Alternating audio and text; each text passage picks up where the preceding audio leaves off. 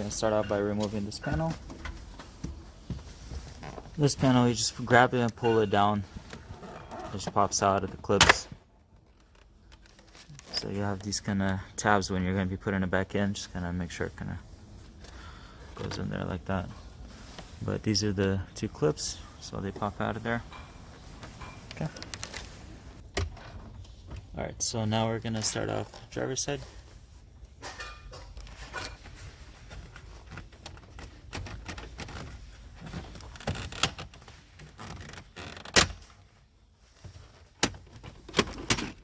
And at the same time, just kind of pull this and the other side as well.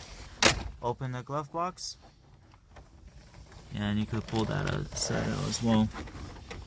Okay, now you have to disconnect the plugs.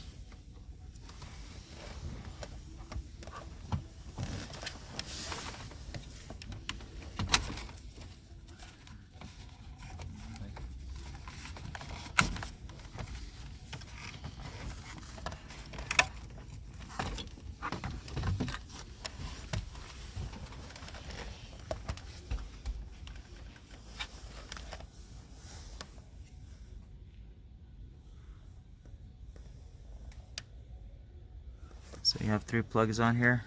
This is your navigation control unit. And there's no screws holding it, it's just all clips.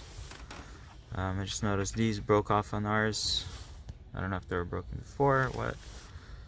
But that's how we take it off. I don't see any other way taking it off. It sits on pretty hard on there. You have to pull on it. We're using a T20 Torx.